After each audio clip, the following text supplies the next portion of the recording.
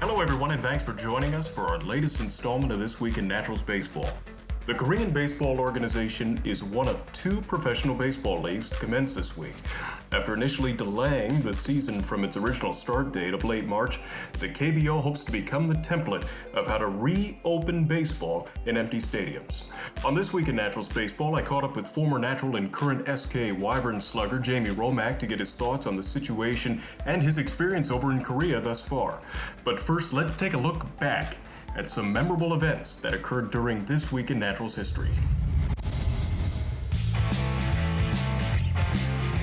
The Naturals played the club's longest home game in franchise history on May 3rd of 2014. After the Arkansas Travelers took a 4-3 lead in the top of the 14th inning, Northwest Arkansas capitalized on a mistake by future big leaguer Cam Bedrosian. And it skips off the mitt. It's to the backstop. And Throkilt slides across, and we are tied at 4. It's a wild pitch by Cam Bedrosian. We are tied at 4 in the bottom of the 14th. Arkansas got a solo home run by Caleb Coward a half inning later and ended up beating the Naturals 5-4 after 5 hours and 4 minutes at Arvest Ballpark. I think we all could look forward to a game that long right now. Northwest Arkansas picked up the franchise best 11th straight win on May 6, 2015 in an 8-4 road win over the Springfield Cardinals. Angel Franco had 4 hits, including a double, and Bubba Starling provided the finishing touches with his 2-run homer in the 7th inning. The 11 straight wins helped vault the Naturals to a first-half North Division championship en route to a Texas League Championship Series appearance. That's a look back on This Week in Naturals history. Up next is Jamie Romak. Jamie Romak is in his 4th season as the first baseman for SK Wyverns, the Korean Baseball Organization, the top professional baseball league in South Korea. He's been in the top 6 in home runs since entering the KBO in 2017, including second each of the last 2 years.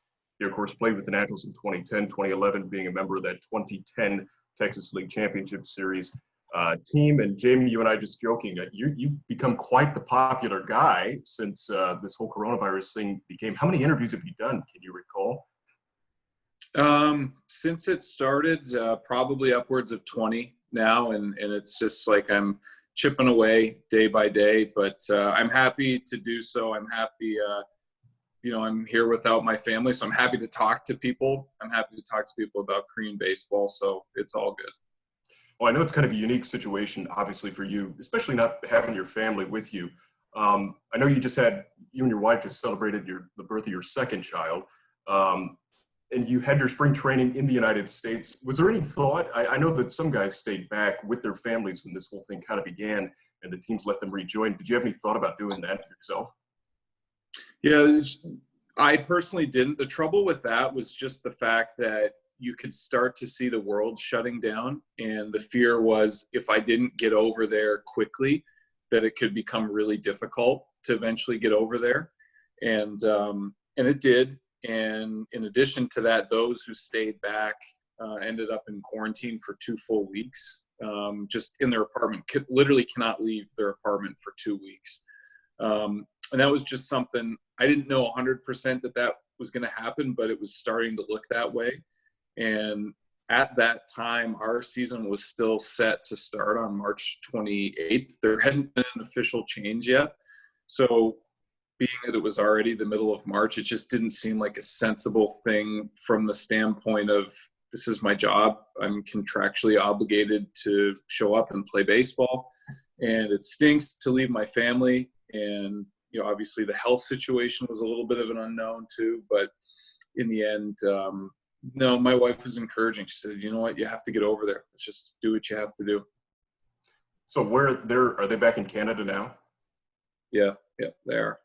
So how are you coping with that, and how are they dealing with this whole thing? It's been tough, man. It's the first month or so here when it was just practices, and so we were on like a 3-day rotation of practice, inter squad, off day, and the amount of downtime we had, it was brutal. Like how many times can you watch Tiger King? It's like, it was hard. Yeah. You wait all year for the new Ozark season to come out, and then you crush it in a day. So, I tried to stay busy. Thankfully, that now that the season has started and you're into that normal routine, it's a lot easier. But it is really, really tough. And back home in Canada, they're on full lockdown mode. So my wife is there by herself with a 2-month-old and a 3-year-old, and she's going on 2 hours sleep a night. So she's a real warrior right now. And I miss them dearly, obviously, but we're doing the best we can with this situation. Jamie Romak joining us here on This Week in Naturals Baseball. And you mentioned that normal baseball routine. Does it feel normal? I mean, you're playing in massive stadiums. I saw some of the inter-squad games at your ballpark, at the Wyverns ballpark, and it's just that video board in center field just completely dwarfs that empty ballpark. Yeah, so yesterday was a 2:00 game. It was a Korean holiday, so they did a day game, and all of our other practice games, exhibitions have been at 2 as well. So it just kind of ran together. Yesterday didn't feel like the season at all. Tonight, we got under the lights for the first time, and that felt a little bit more normal. Our cheerleaders are out there.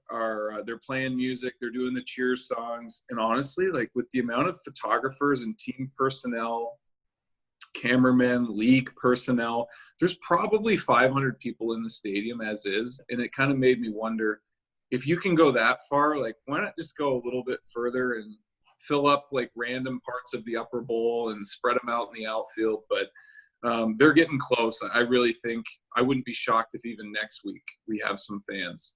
I think things have gotten that secure over here that there's confidence that it could come together for us sooner rather than later. And the KBO is known for having a wild fan base. Just despite the score, the fan base always seems to be engaged. So how do you guys generate your own energy? How do you create some type of competitive environment?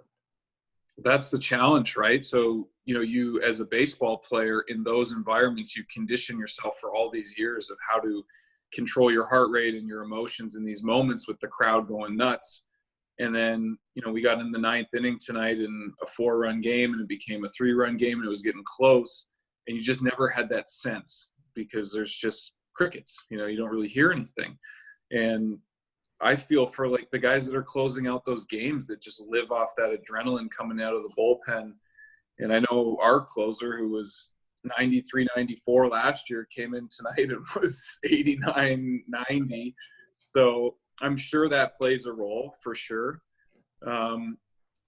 I think for the guys that are used to playing in front of 25,000 super loud, crazy fans, that it's a big challenge. I think for the younger players that maybe that's a challenge in their own right, controlling their emotions, maybe it's easier on them. I don't know, but we have to adjust. We're professionals. That's part of it. We have to figure it out. Jamie Romak joining us here on This Week in Naturals Baseball. We're talking the KBO and ESPN picking up these games. Does that just in the clubhouse, does that give a little bit more excitement to the players to know that, hey, it's 1 o'clock, 2 o'clock in the morning here in the States and in Canada, but people are watching? It does for us foreign guys, for sure. We've been talking about it a lot. Countless messages from people back home joking about it and laughing about it. But they're excited. Like they want to watch for sure. Everyone around the world wants to watch baseball right now. The Korean guys are funny though. Like they just kind of live in their bubble. I was like, hey, we're going to be on ESPN. They're like, okay, great. It's just, but I think for them, what an amazing opportunity for the league. And certainly once the stadiums get the fans going again and people see what the real Korean baseball experience is all about, I think they'll be intrigued by it. There's a lot of talented players in this league, so there's a big opportunity that way for the exposure. A lot of eyes on us, right? So definitely a lot of people interested back home in the States for watching some baseball. So, a lot of baseball fans here in the States, they don't know about the Korean baseball organization. So what is that environment like? I mean, this is your 4th year in the league. You've been through what it really is like. Mm-hmm. 10-team league, country of 55 million people, and that's their draw is from only Korea, with the exception of each team can have 2 foreign pitchers and 1 foreign hitter, and that's the way it's set up. There's 1 minor league team per team, so obviously there's just not the same depth that you might be used to in American baseball. And for that reason, in the same lineup, you'll have a mix of guys that, you might have 1 major league caliber hitter being backed up by a guy that is a good player in his own right, but should probably be in high A. And then you'd have just kind of a mix of experience levels throughout the lineup. And, one night, the challenge for me as a hitter is I could face a kid that has great stuff, but he's a kid and he doesn't quite know what he's doing. So then you're kind of sifting through your Rolodex, like, okay, when I was an A-ball, how would I approach this at bat? And then the next night you're facing a guy that, is Dan Straley, like a major league veteran pitcher. And the next night you're facing a Korean ace that's like a really good arm. So you're just that's the challenge of this league, is that, in the States, you kind of move with your peer group. And once you kind of figure out that level, you get a good feel for it. But here it's I feel like I'm always adjusting. It's a big game of cat and mouse, being that there's only 9 other teams and they really key on the foreign guys. So they're always shifting their strategies, which has made me a lot better player. And just talking about the league in general, it is a very fan entertainment oriented league. It's like a party concert in the stands all night long, from the first pitch to the 9th pitch. We're encouraged as players to engage with the fans. Like, that's a point of emphasis. Whereas I felt like in the States, there just wasn't that vibe. There wasn't, you'd sign from time to time, but here they really like us to engage with the fans. And they're huge supporters of us. They buy our jerseys. They follow us on the road. You see them in public. They give you gifts, and they're anxious to take pictures with you, and all of that sort of stuff. This is the biggest sport in Korea. They're just mad for it. So it's cool. It's cool being a foreign player here. I really like it. Well, I was going to ask that. How are you treated personally? Because you probably stick out like a sore thumb. Yeah, well, I live in an area actually that's a international free trade zone, so there's no tax on international business in this particular area. For that reason, there's all kinds of expats here. But with that being said, every year I've been here, and after we won the Korean series, just the popularity is kind of increased. And so now obviously, really every time I go out, I'm going to get noticed, and people are great about it. They're just excited, and they want to say hello or shake my hand or take a picture, and I'm happy to do so. So they've been great to me. Really, they have, and welcoming and supportive, and that's just the nature of Korean baseball fans. They're always supportive. You're not going to hear any boos throughout the course of the game. So the atmosphere is generally very positive. Jamie Romak joining us here on This Week in Naturals Baseball. And I want to talk actually some baseball with you. Your season expectations, the Wyverns, I was reading the ESPN article because that's the only access that we really have to the Korean baseball right here in the States. But I know you guys lost Woo Wong Yoon to the Cardinals. They signed him. He was the ace last year for you guys. And apparently you lost another stud pitcher as well. What are your season expectations? Yeah, we set a franchise record for wins last year and kind of fell short in the first round of the playoffs, unfortunately. And the strength last year, and so from the beginning of last year, they actually changed the league ball and kind of went the opposite route of Major League Baseball and took all the juice out of it. So the offense just fell flat on its face by over 40% less offense. So pitching and defense and timely hitting started to become really important, and the cleanliness of the game really picked up. Honestly, it changed everything about it. And we had great pitching last year. So that is the biggest question for us at this point. We have 2 Korean younger / going on higher expectation Korean starting pitchers that we're hoping kind of take that jump.